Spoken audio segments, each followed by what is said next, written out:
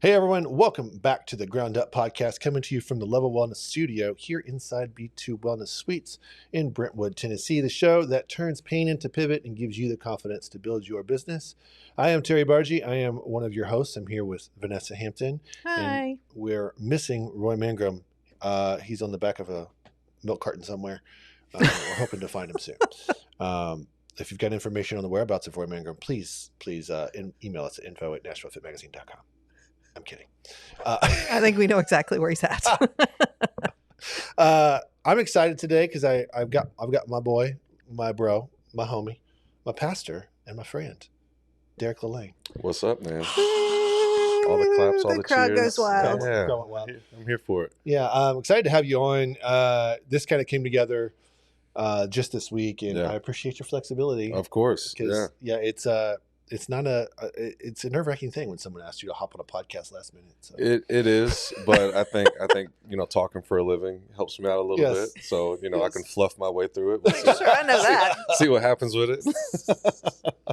Well, we've got a lot that we want to discuss. We're on the tail end of Mental Health Awareness Month in May. Yeah.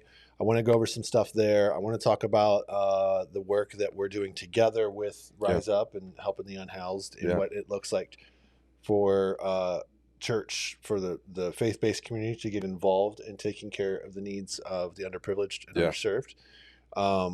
Man, a bunch of stuff, leadership, the whole 9 yards. So it's going to be a journey on this podcast. So. Yeah, well, I'm excited for it. Yeah, so take us back. I always like to start with a little bit of context. Yeah, I'd like to know what got or who inspired you to take the career path that you did. Yeah. So what made you think that leadership and being a pastor was for you? Well, man, I'll jump in the middle of it. So I was a banker before I was in ministry. A lot of people don't know that. Yeah, I did not know that. Yeah. So I was a banker. My wife and I, we were married at the time, and we were serving at a local church. It was a church plant. Everything about that church felt like family. It was fantastic. Was serving as a high school discipleship group leader. So I had a group of about 5 guys that I met with weekly as a group, and then individually here and there on the evenings going to their games and stuff. And it was awesome. I loved it. While I was doing that, like I said, I was working at a bank, just doing the bank thing, and would share my faith with coworkers. And within like a 3-month span, 2 of my coworkers came to Christ. And I just remember going home and telling my wife, I was like, yo, if I could do this all the time, this be fantastic. Like just serving at the church here, talking about Jesus over here, it'd be great. Mm-hmm.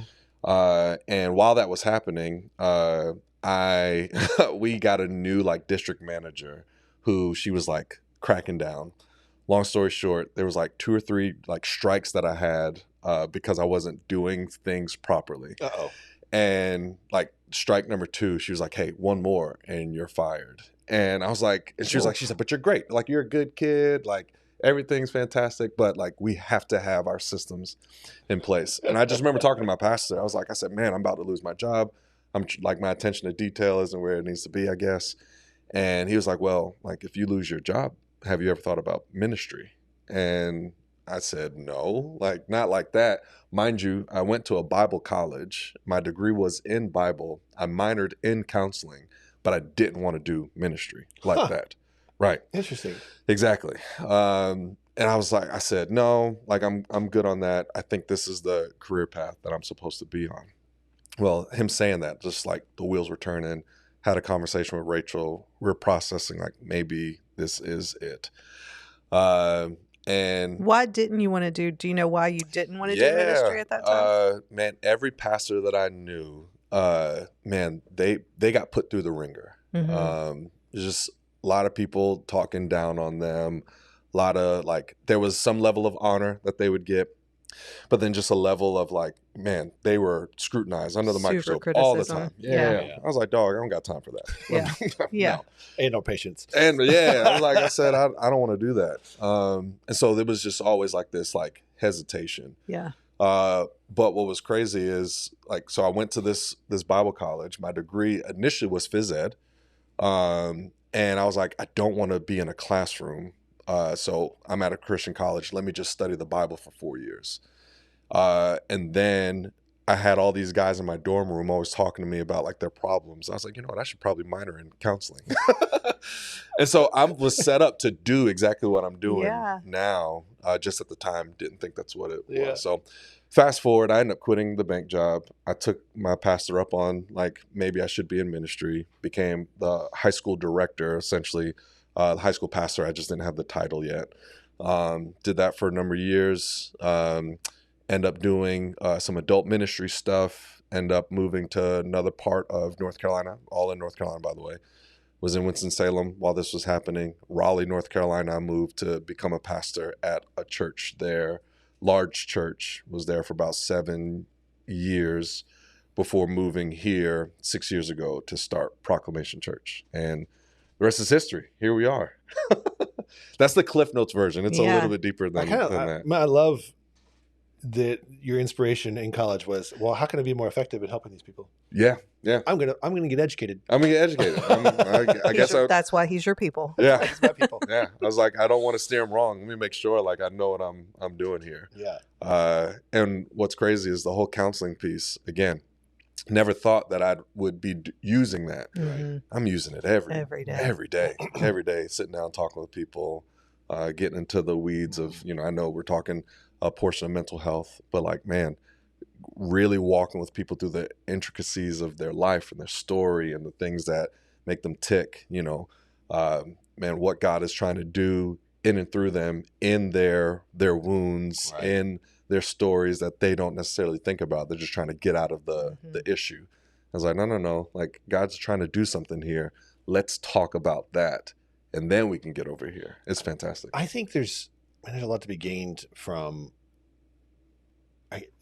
I just go to that angle. You hear it pop up every time I do a podcast or in a networking group or even in conversations with clients or coaching clients. There's always a level of having some sort of self-awareness to understand how to get to the root cause of what's going on in your own life. Yeah. Oh, yeah. Right. So there's a level of having an understanding of counseling your own self. Yes. Oh, yeah. Right. So as a leader, it comes in real handy, right? Because if you can, and you do have to do this. So I realize as I say this, I'm putting a target on my back for my own staff.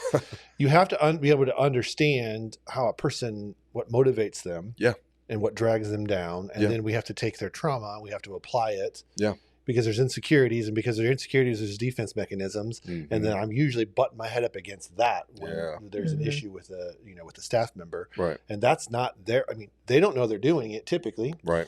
But I got to get around it.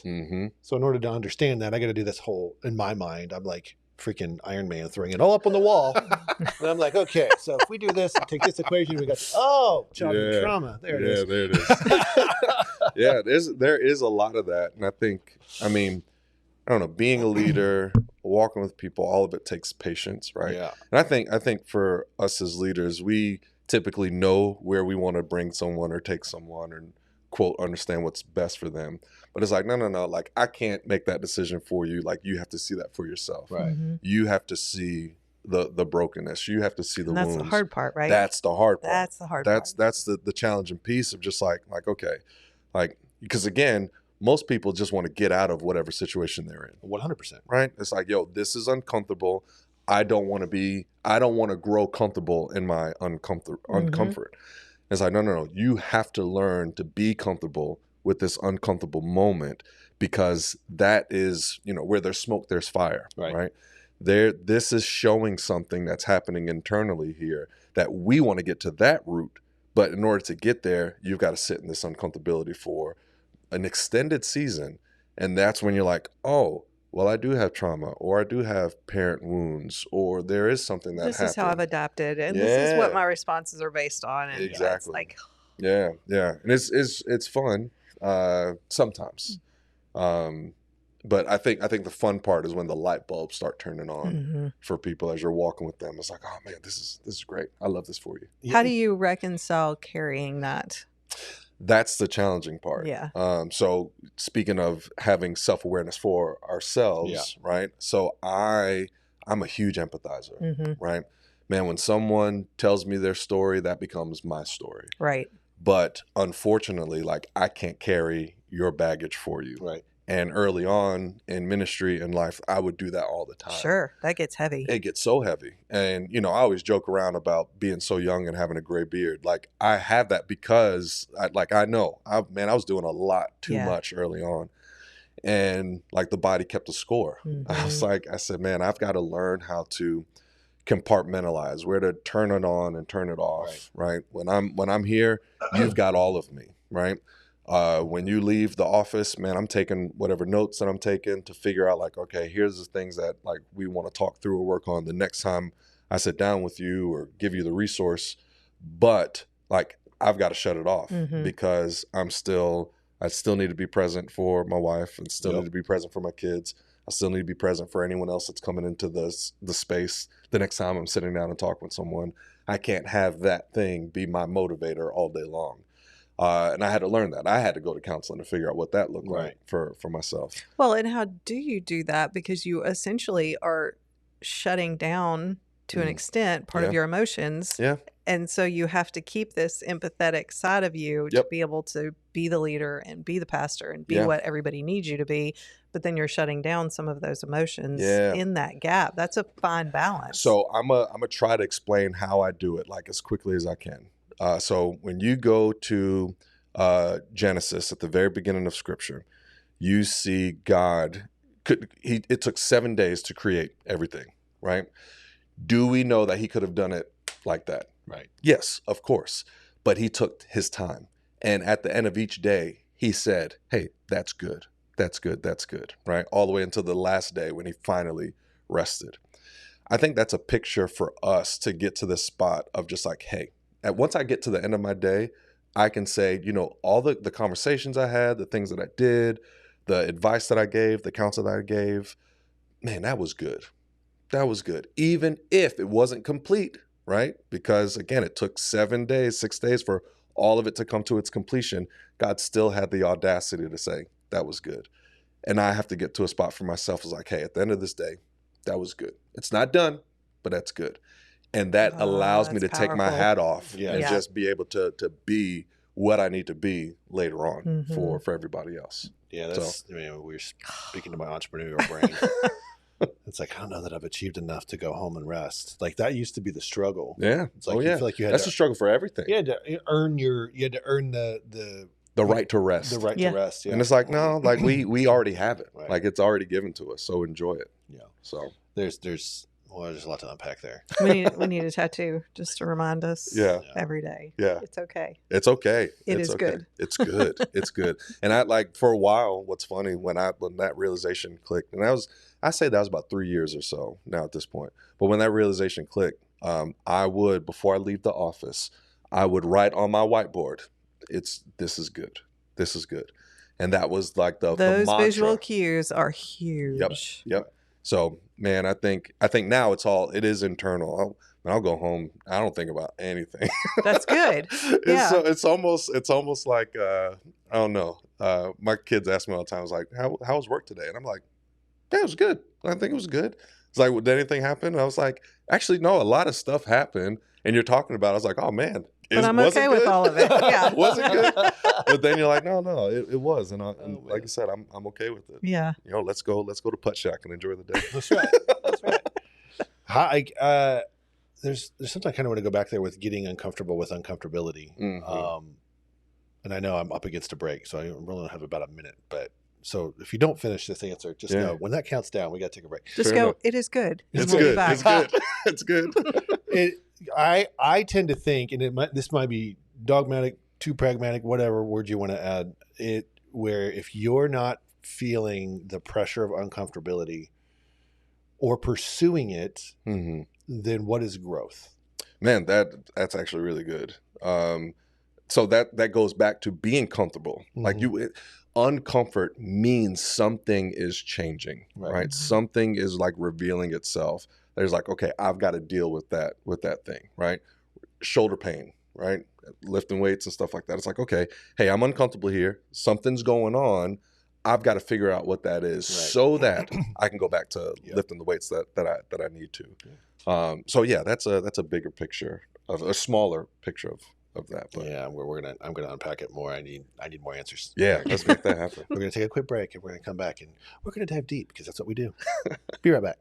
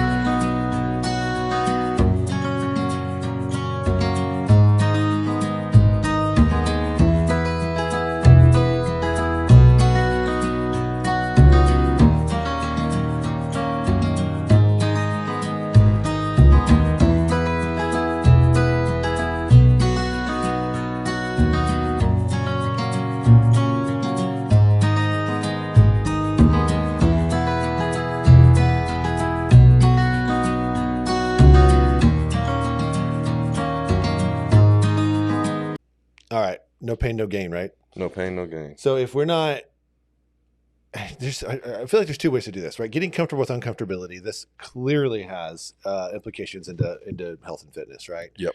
If the body's not feeling some sort of rejection or the idea or the emotion of I don't want to do this, and it might actually be the right thing to do on some level. Challenge doesn't feel awesome. No. Is there, and I need to tell me good, better, best on this. Like, is it better to wait for the uncomfortability to come to you or to pursue it? Well, I guess that depends on what you're trying to grow in, right? Like, I think, and something my grandmother used to say to us growing up, man, you should always want to be better today than what you were yesterday. Yeah. And it's like, okay, well, if that's the case, what is it like for me to be better?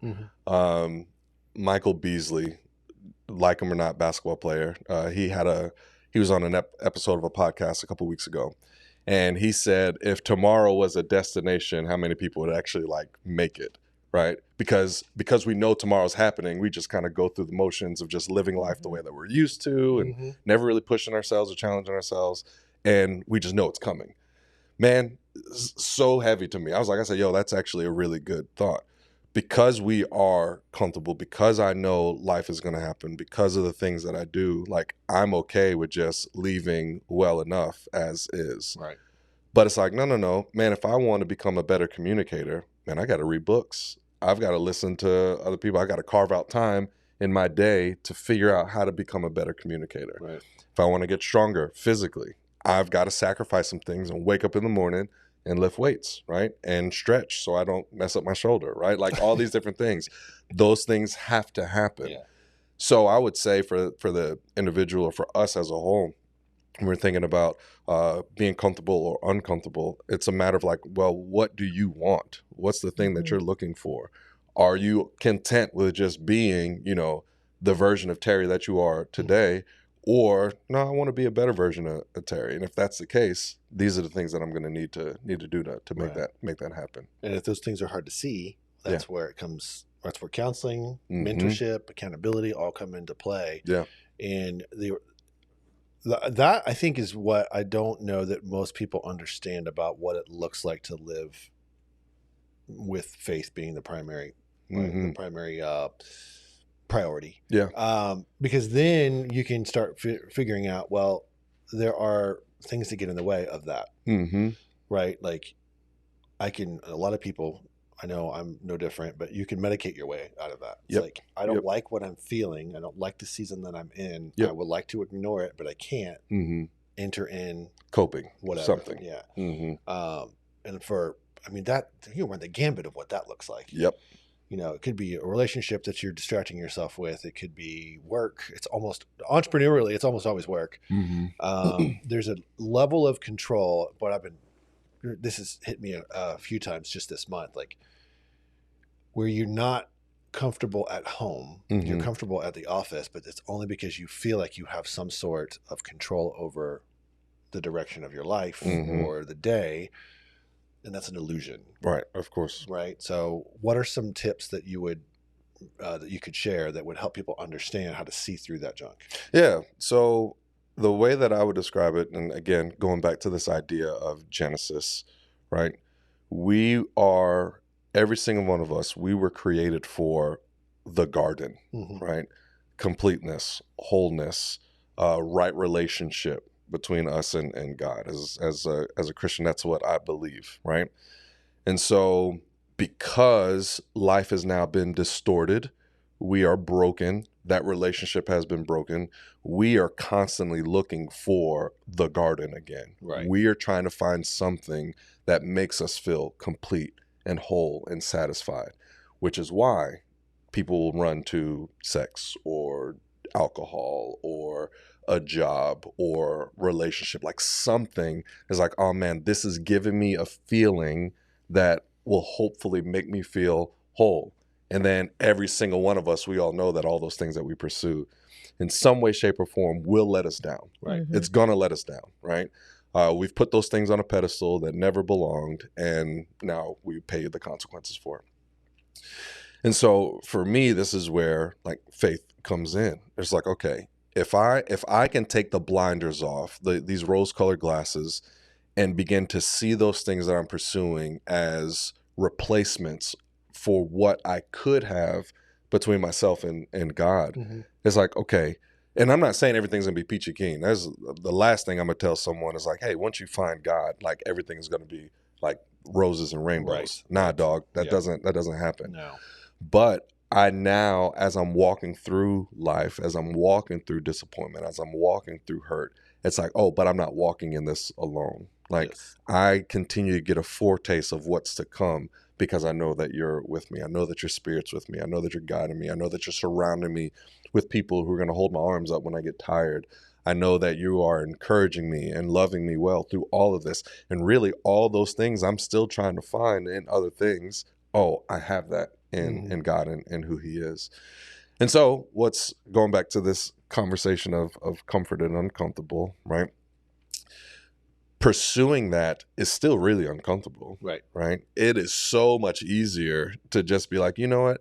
Okay, God, I know that like I have love in you, but I'm going to find it in this quick fix right here. Right. I know that I can like find satisfaction in you, but I'm going to find it over here. And so it's like, oh, the uncomfortable piece is denying my flesh, dying to myself in such a way where I'm still pursuing God and who he is in all areas of life. And that's challenging because the thing that I want is right here in front of me. God is over here, like over in eternity. I'm just like, I'm not there untouchable, yet. Right, seemingly untouchable. But if I know, like, no, like this is the journey that I'm on. This is what life is looking like for me. Man, I can pursue this wholeheartedly, even in how hard it is. I know that I'm going to find the comfort at the end of it all, if that makes sense. I mean, and hopefully that answers what you're asking. Yeah.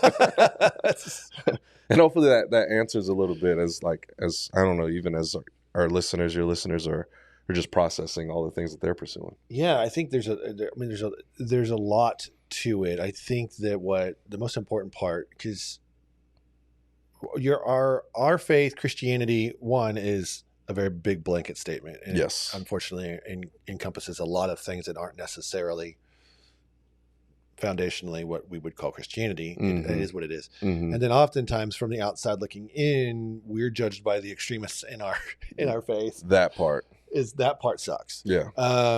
Because the reality of the matter is that we're not those individuals, right? It's but they are the loudest. Unfortunately, are the loudest. And that should be the first indication that they're outside of said faith. Yeah, right. Because humility and meekness, come on. Yeah. And gentleness. And kindness. Yeah, don't get me started. They should be on your sleeve at all times. Oh, right? Yeah. You should be very, very thoughtful and very, very considerate about how you address everybody in that sense. And I don't care where you sit in leadership. That's just how I try to run things for sure. It's not easy. Nope. Is that your kindness often gets overlooked for as weakness. and I never want that, but it is something I'm always trying to backtrack out of. I hear that. Then I tend to trust way too quickly, and for better or worse, get burnt. Yeah. And that, I mean, that happens, but, I was having a conversation with someone yesterday. It's like, okay, just because, not to make light of the being burned or being hurt, right. Like, it's not fair to constantly like take what happened and you throw it on the new relationship or the new whatever. Like, that's not fair to that person. No. Well, that comes back to that self-awareness. Yes. Yeah. Right. And understanding what you're bringing to the table. Exactly. Not just what somebody else is bringing to the table. Yep. And I think there's this, again, the self-awareness is like, okay, I know I have a tendency to like, okay, that person burned me, but keep my walls up. Yep. My wall is going to be up here. And it's like, man, that's not fair to them. Give that person. It doesn't mean that's going to happen again. It doesn't mean that's going to happen again. There's always a risk. And that's because relationships are messy. Sure. Yeah. And then you did just go through it. So maybe put some of those things that you learned in the back of your brain, and maybe change how you do those things. Yep. We find ourselves talking about this often. It's the customers that we want to work with, and we're now more selective than we've ever been with that. And it's also building the staff and building the team. Yeah. I tend to hire based on what I can help somebody become. Yeah, that's good. Yeah. I like that. That's leadership development. It can be good. I hear what you're saying. They need to be closer. They need to be closer to what I need from them. He thinks out here and sometimes wants it more for them than they do for themselves. Yeah. And so there's that balance of bringing it back here. And okay, you can want that. You can see that they have that potential. Yeah. But at this moment in time, and you don't know how long that moment in time is, as a business owner, I mean, you can invest in a relationship indefinitely on a personal level. Right. But as a business owner, there's a fine balance there. Yeah. So you can put faith in people, you can see the potential in them, but you also have to do it to where it's not to your own detriment. Yeah. And that's where the balance is. The best way for this to sum this up for me is that it has to be, as opposed to this person has what I feel like they're malleable. I don't feel like there's a wall up. I feel like they're humble, and I feel like they'll respond to leadership. That often trumps, are they qualified? Do they have experience?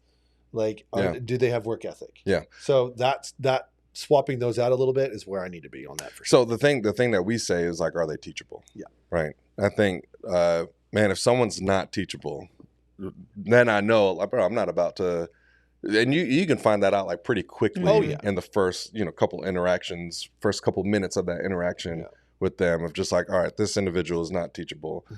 I know not to like give my pearls here, right? Like we're not going to waste our time. I mean, even have to do that as I'm sitting with people like in the church. It's like, man, you probably need to sit down with somebody else. And I've had to say that multiple times because like you're not teachable, and I think that's part of when you think of the business world, right? It's just like it's like, man, it's no different. Yeah. I want to. I mean, I feel like this could be a 2-hour. It really could be, dog. I'm like, you're like, I've only got 3 minutes until the break. How do I want to start this? I want to go deeper on a whole other subject. We haven't even talked about the stuff that we were supposed to talk about. Yeah, this is what I do though. This is normal. Yeah. I gave him an idea of what we're going to do in the show, and then I was like, mind you, once we get into the show, I'm going to scrap all of that. One more quick thing on faith, because we talked about the extremes, and I'm going to leave you with this, and I'm going to give you about 2.5 minutes to answer it. Like, what does it look like for you to navigate that type of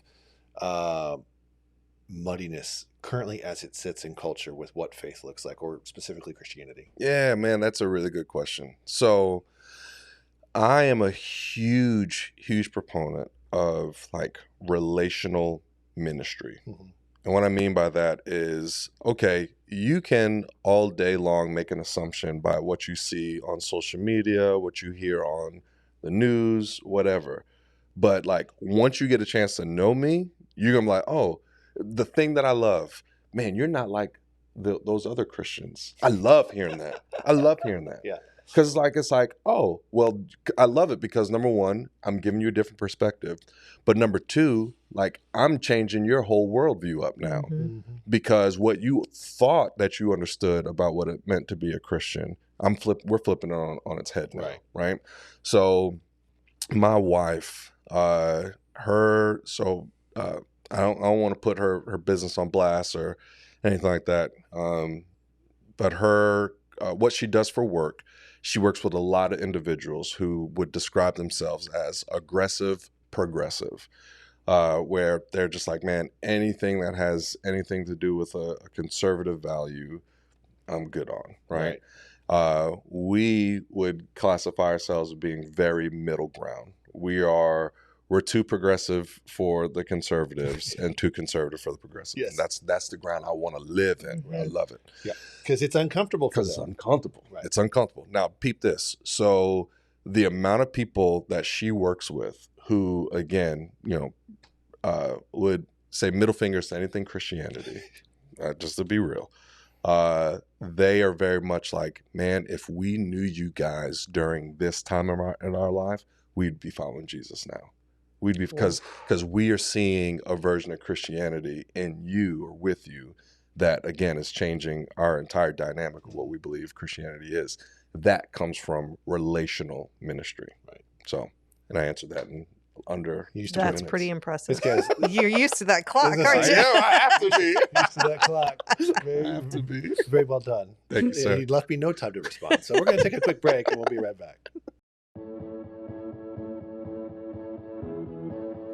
If you're a wellness or fitness pro looking for a space that truly fits the way you work, check out B2 Wellness Suites. With locations in Brentwood and Mount Juliet, B2 offers private suites, shared offices, and day rentals, all in a calm, welcoming environment designed for our industry. But it's more than just a space. It's a community of like-minded professionals who support, inspire, and grow together. Learn more at b2suites.com.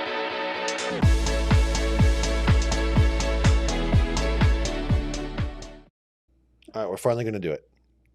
Let's make it happen. We joked around too much in the Derek's break. like, what are we going to do? What are we doing? Yeah, I was like, It'll but matter. Okay. He's down to clown. He is, apparently. Down to clown. That's why it's my people. We talked about before the break what faith looks like, what actually Christianity in motion looks like. Yeah. It's difficult, and this is the tough part. Mm-hmm. You're likely going to get there at some point. Truth is an offense. Yeah. Right. I know Scripture says that, and my goal is not to turn this into a Bible podcast, but faith matters, and we're going to get into why here in a second. Trust me, believe me, everything I mentioned in the front of the podcast, we're eventually going to get to. But the Bible calls it the word could be a rock of offense, a stumbling block. Mm-hmm. You're gonna think of that analogy in motion. I'm gonna stub my toe on this. Yeah. It's gonna cause me to curse. Yep. And then I'm gonna do what? I'm gonna reconsider my actions. Yeah. I'm gonna think about, why did I do that? How did that get there? Mm-hmm. And I'm gonna do it from either a place of anger and resentment, or I'm gonna be like, pause, let's learn from this. Yep. Right? Yep. I'm not real sure where I wanted you to take that. But yeah, I think I'll run with something. I think that's the misconception on one side, is that it's weak. Christianity is weak. Mm-hmm. And on the other side, we've watered it culturally. It's so watered down that it doesn't offend. Yep. So here's how I say it. And you guys may have heard me say this at the church before. But the gospel is offensive. Right. Nothing else should be. Yeah, I have, yes. The gospel is offensive, nothing else should be. What do I mean by that? The gospel tells you that you are a sinner, you cannot save yourself, you're not as good as you think that you are, you're broken, you're all these things that you don't want to, like, right. No one wants to be described as weak.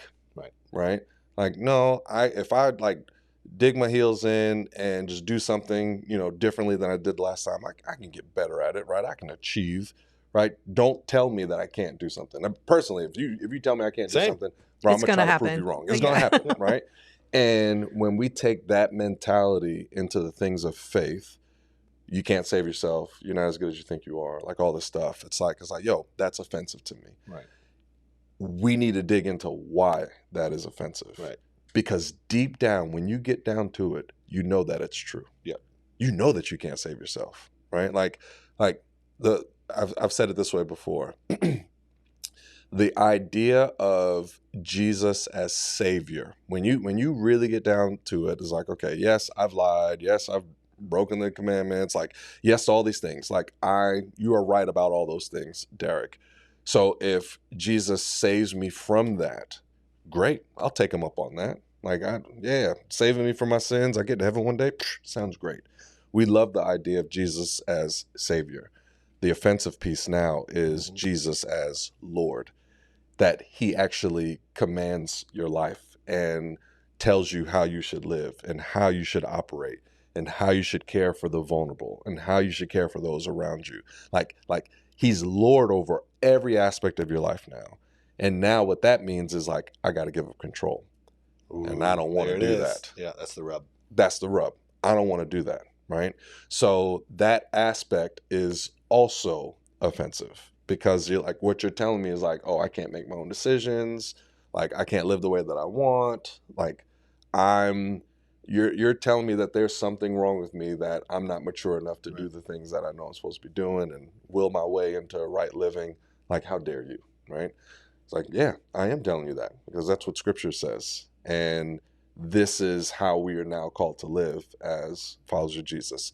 Him as Savior, him as Lord. That changes everything. Yep. So that's what I say. I mean, what do you add to that? Nothing. I think the segue I want to make into this is that what does this look like for peace? Where is joy? Mm-hmm. Where do you find your strength? Because there's a faith element here that really does help with mental health. And now we're going to go into that mental health piece. Yep. Because it does matter to leaders that way. Mm-hmm. But before I do that, I want you to speak on this, because I have this idea of faith in this sense, is that it only ever gets lumped into, again, Christianity, or what it looks like to be quote unquote religious.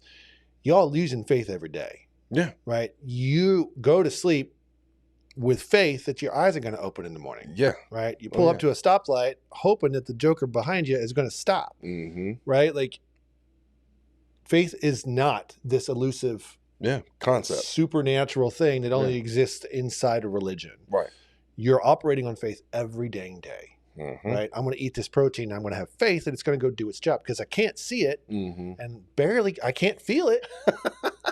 I mean, unless it's too much protein and then we need some fiber, and there's a whole other issue. There's a whole other. But I expound on that. Like, you know where I'm going with it. Yeah. I mean, obviously faith as a whole, yes, we all have it. Something I told my son, like right before he became a believer, and like it clicked for him. I was like, yo, when you sit down in a chair, you never question if that chair is going to hold you up or not, right? You just sit down. There's nobody here that ever like walks around, or listening, that's walking around, and before they sit down in the chair, they're like, all right, where was this manufactured at? Like test it with is this balanced correctly? Yeah. Like, no, dog, you see that chair and you just sit down and you rest, right? That's what it means to trust Christ. I'm sitting down in this chair and I'm believing it's holding everything. It's holding all of my doubts, all of my questions, all of my insecurities, all of the balls that I've dropped in the past and the ones I'm gonna drop in the future. I'm sitting down and knowing that I'm gonna be good. Right. And it's that rest piece that I think forms so much of how we now live moving forward. Right. Like, guys, like, I can have joy. I can have peace. I can go about my day knowing that I'm secure. Right. Like, there's nothing that I can do or nothing that I've ever done that will make God love me more or make him love me less, because I'm resting in Christ and who he is and what he's done for me. But that's a game changer. When I really think about that, that's a game changer for how I live. Yeah. So like, now, practically, going back to what we were talking about earlier, I can do my work and finish my work at the end of the day and know and say, oh, that's good, right? And check this, even if it wasn't good, even if everything that I like put on my to-do list for the day didn't get done, right? I'm not defined by getting that stuff done. I'm defined by the fact that I'm resting and knowing that I'm still loved, right? When I like really like sit in that, all right, man, tomorrow's another day. You said it, really sitting in it. It takes reps. It takes practice. It takes quiet. It takes continuous doing to get to that spot to where you can do that? Because it's, I mean, I know in my own journey, I have, like, you get stressed about the things that you're doing in your work day, in your personal life, and the, you know, all of those things. And so you have that where I've got faith and I believe all of those things. Yeah. But then you lose that in the midst, like you get so caught up in the middle of what is stressing you out, and that the mental health piece and all of that. And so reps to come back to that all the time. Like, how do you work that to where you build up to being able to get to the place that you've gotten to with that? You ready for this? So our days are built in rhythms. Everything that we like operate in is some like metronome ticking something, right? All right. So I don't know if the listeners can know this right now, but it's raining, right? Yeah, sure. Right. Rain is a reminder for me. It's like, oh man, like I'm washed clean, right? And I'm probably going to say the word wrong, but like pneumatic, I think it's whatever the metronome. There's something metronome, that tick is like, this is a reminder for me, right? So throughout my day, I have these regular reminders, right? The majority of people have Apple Watches, right? Tells you to stand up every, the last 10 minutes of your hour. It's like, oh man, that's a reminder. Like, okay, hey, I got 10 minutes to pull away from the desk to just ponder, man, what's going on with me right now? How am I feeling? What's a lie that I just believe? What's truth that I need to believe, right? So I use that time for that. I have what I call daily resets. So my morning starts 4:00. I will read, I'll pray, I'll go for a walk. I get in the car after I drop the kids off. I'll pray as they're walking to school. When I get into the office, before I get to the office, I sit in my car, I'll pray. Now, I'm not talking about like, these long Pharisaical prayers. I'm just like, Lord, give me strength for the day. Lord, you know my to-do list. I made this at 5:30 this morning. Be with me as I got to get this stuff done. This meeting I got to have. Be with me in this meeting. Lunchtime. But I pray before I eat every meal, right? I think oftentimes it just becomes this thing that we do. But what is it like to like refocus ourselves? Just like, like as I eat this food, remind me, like, you are my daily bread. It's like, oh, now I'm not just, Lord, bless this food in the hands that prepared it for the nourishment of my body. It's like, no, like this is a reminder that like I need sustenance outside of myself to sustain me. This is my reminder. Sustain me here in Jesus' name, right? So, and then at night I journal. A couple things that I journal every night. Man, what was good? What was bad? What are the things that I didn't get done today that I want to get done tomorrow? How's the Lord going to walk with me through those things? And then I pray and I go to sleep. That's my rhythm. Your rhythm. Now, all of this, it takes discipline to do that. It takes a matter of like figuring out like what does that look like. I'm not saying my flow is the thing that people should follow. But it's the thing that works for me. It reminds me, it takes me back to the comfortability thing, right? It also has a lot of implications for what we're talking. Like there is a lot here to be unpacked for understanding and making space for mental health and healing. Because what the reality is like you could go through life. My mind pictures a stream or like a rushing stream, right? Like, and you're just a little pebble and you're going with it, or you stand up in it. Yeah. Right. When you stand up in it, that means you're creating space, you're creating margin. Yep. I personally believe that you can't hear the Lord speak when you're already just busting it all out and you're staying so busy. Yep. There's no room for quiet. No. And the Lord speaks in quiet. I try to ignore the loud voices in my head and I try to pay attention to the quiet ones. And if I can't hear the quiet ones, that's on me because I haven't created that margin. And it's exactly what you're discussing. Right. But here's the thing that's challenging. I think for so many of us, we don't like the quiet. No. I don't either. It's something about like, man, when I'm sitting alone with my thoughts, I don't like them. I don't, because the things that come up, the doubts that I have, the questions, all the stuff is just like, man, life could be so much better if, right? Like all these things happen in the quiet. Or you're frustrated that you can't answer the mystery in your brain. Right. But man, I used to get so mad when I like for real started taking following Jesus serious. I always just try to pray, and I wanted like my prayers to be like super long and all this stuff. And I used to get so upset because, 2 minutes into my prayer, I'm thinking about something else. Like something else would pop up. And I have a solution for that now. But at the time, I read this quote from a pastor in New York named Rich Velotis. And he said, he was like, man, 1,000 times that my mind wanders is 1,000 times for me to come back to God. And he said, and that was my reminder of just like, oh, he's always ready for me, even if my mind wanders. And I was like, oh man, that's so good. I love that. But now the season I'm in, and I've only been doing this since the beginning of the year, I write out my prayers now. I've recognized that as I write, my mind slows down and I'm focused on what I'm actually like saying. Oh, so again, it's a discipline. It is extra work. You gotta find out. I think the moral of the story is you got to find out what the thing is. You got to figure out what the thing is. Yeah. What causes you to stop? Yeah. Stand in the stream, like let the water hit you, and I am going here, and I'm making time for this, and I'm pushing everything else away, or it's going to break around me. It's gonna break around, and I think going back to the conversation of mental health, right? Like this is why I think it's so helpful to talk with someone, go to a counselor, speak with other people that are doing things, because like, man, there are tools for the tool belt. Right. And it's like, I don't have to use this hammer all the time. I got a screwdriver. Right. And that's actually what I need here in this season of life, is just a screwdriver, and just figuring out what that looks like for you and where you are.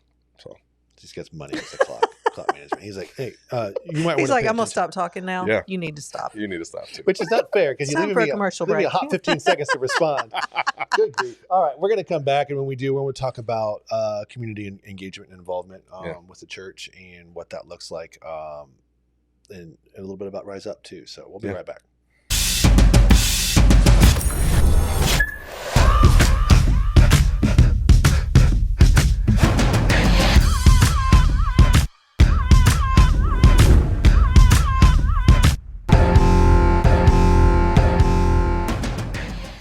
We've talked about a ton of stuff. Yes, we have. Good stuff. A fair amount of things that were not on the front part of this. I knew it was going to happen. I had this list of things in the back of my brain that I wanted to talk about, and there's a list of things in the front of the brain that I know we should talk about. Yeah. And I flipped them.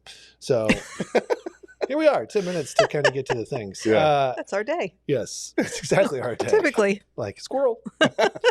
I just like to feel it out, Yeah, and there's nothing wrong with that. I'm okay with it. So I love our church, and I know we haven't said it yet, but it's Proclamation. Yeah. It's East Thompson Lane and Murfreesboro Road. If you're here in Nashville, Tennessee, it's adjacent to what we call Misery Mile. Misery Mile. It is in a rougher part of town, and you're only about 3 miles from my house. And for me, it's important to be in a church that's in my community. Yeah. Because being in my church that's in the community, I am therefore in my community. Yeah. Right. Yeah. That matters to me.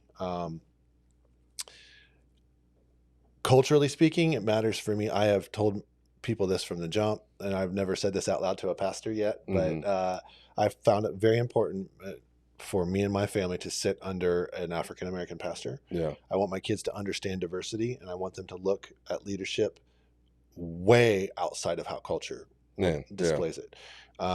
Because it's not, and y'all can write hate mail to me, I don't care, but it's not displayed as diversely as I think it should be. Yeah. Especially in the church setting, and that's the part I think we both could agree on. The most segregated hour of the week is Sunday morning service. Sunday morning service. Yeah. Dr. MLK Jr. Yeah, I feel very, very adamant about that, passionate about that. Yeah. So all of those things that I love, alongside, like, you're real. And like, I've been in church for, good grief, since, I guess, as long as I can remember. I'm 47, so I was raised in church. I was setting up chairs at church. I was cleaning the church. We went to school at the church, youth group, did all the things. My first band, we practiced at the church. We toured out of the church. Like, it was like legit my experience. The most real and authentic pastor that I've sat underneath is sitting right here. So I appreciate I greatly appreciate that. Man, I appreciate it, bro. When we got the desire to check out and figure out how we can be more involved with Nashville Fit and health in this city, and you actually have a voice in that. And that plan got flipped upside down when it came to learning about what's going on with our unhoused and underserved. I hit you up, and the rest is history. Yeah, man. Well, it was so crazy. So when you sent that email, and I told you when we like sat down, is how I was literally going back to journaling. I was journaling out stuff like, okay, man, what does it look like to actually be not just a church in the community, but for the community? And because our community is a lot of brokenness, a lot of under-resourced, it's like, all right, what is it like for us to engage these individuals who are typically, historically, go unengaged? Right. And so it was just like people call it the perfect storm, but it was like, no, God was like trying to do something, knitting my thoughts, your thoughts, other people's thoughts together in a way that we're starting to see some movement take place, which is phenomenal. It's been awesome. Right. That's one of those like things where you're like, oh, you think you have control over a situation. You think you're going here for this reason, and it just gets blown up. And you're like, I don't know. Your response to that gave me chills. Yeah. It was like, I really, truly believe that I know where I'm going in this life, or where, based on the relationships that I feel like the Lord puts in my path. Right. Right. And this one was very important. Yeah. And then we've done this Rise Up thing, and being in the community. And you guys do more. The church as a whole does more. There's a lot of other things happening, but the beautiful thing about Rise Up, it like fast tracked a lot of those other things. And so for those who are listening who may not be familiar with Rise Up, I'm sure you guys may have talked about it on here before. But a lot of community engagement where food, resources, helping people potentially find housing, find jobs, having all these different nonprofits coming into one space and being able to step in to see flourishing take place. Right. And it's been, man, that has just been something that, again, has been on my heart for so long.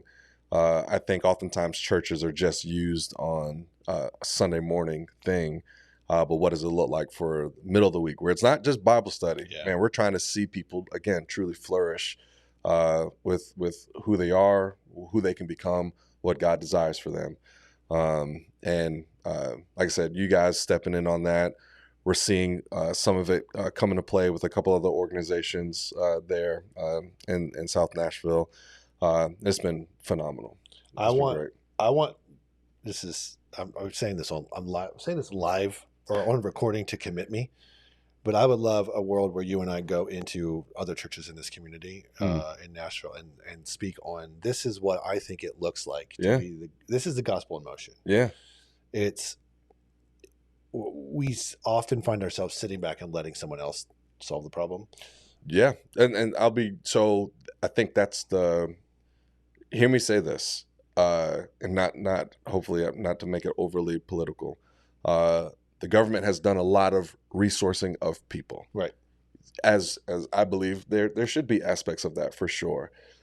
If you go back all the way in Scripture in Acts chapter 2, you see the church being those people. Right. The church, they were selling their things and providing food and providing resources for all that had need, Scripture said. And because of that, you see literal thousands of people coming to an understanding of Christ because of like just this outrageous generosity for the early church. Right.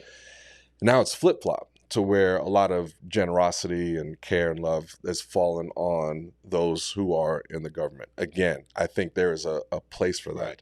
Right. But I also believe that the church should be stepping back into that, right? There have been, in the last month or so, there have been more people that have come to our church who simply was like, yo, you guys did this, or I heard about Rise Up, or I heard about another organization called People Loving Nashville. Mm-hmm. It's like, man, we've heard about that, and we know that your church is doing these things. This is the type of church I want to be a part of because I'm welcomed here.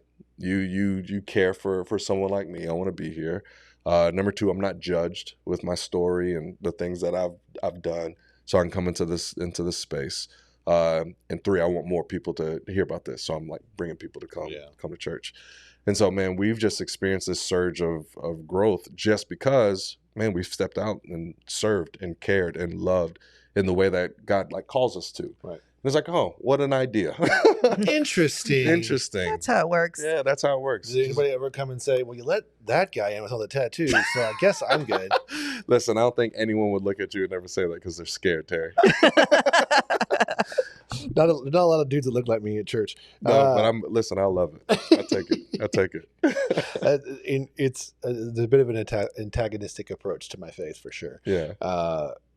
The mind-blowing thing about all of that it is so simple that we've lost, and we talk about it in business, we've talked about it with training, in fitness, is that relationships, when they're transformational, create an amazing growth potential. Yeah. And it doesn't matter what that looks like. It can be personal growth in your own life and being able to root out and understand what's going on, that self-awareness, as well as in the church, right? You want to grow the body. And I have to say this because I'm remiss that I'm doing it so late. The church isn't a place where it's a hospital for the broken. Yeah. If you're going to go there and you're looking for solutions and you're looking to be served in a certain way, you're in it for the wrong reason. And that's why you become very discontent. Yeah. And I don't think that's said enough. That's true. You're going with other broken people. So like chill. Yeah. That's good. Just chill on that. That's good. Transformational relationships create growth. End of story. Yeah. And you can apply it to almost everything. Yeah. Matter of fact, I've yet to figure out where it doesn't fit, honestly. Because it fits everywhere. Yeah. It fits everywhere. So tell everybody about the church, where you're located, how they can learn more about it. Yeah. So Proclamation Church, 308 East Thompson Lane, on the corner of East Thompson and Murfreesboro Pike, just close to the airport. Proclamation TN is our Instagram handle. That's the only one that we're on right now, is just Instagram. We got X/Twitter, but no one uses that anymore. Yeah. So mostly Instagram. But our website, proclamationtn.com. You get to see who we are, what we believe, all of our different things. And always want people to join us on a Sunday, 9 or 10:45 Sunday morning, and same service, different times, and we'd love to have them. There you go. Yeah. If you don't, if your faith doesn't line up with the Christian faith and you want to serve and help with Rise Up or help with any of the still welcome to come. Come on. Come on. We need your help.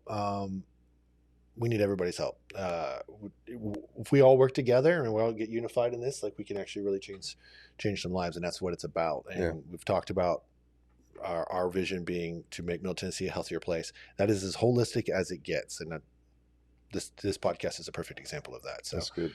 Guys, we appreciate you listening. If you found it at all helpful, please like and share, subscribe, share it with some friends, give us a good positive rating. Check out Proclamation. You can find the links in the show notes below. And on behalf of Roy, who's not here, Vanessa, and Ezra from behind the camera here, thank you for tuning in, and we'll catch you on the next one.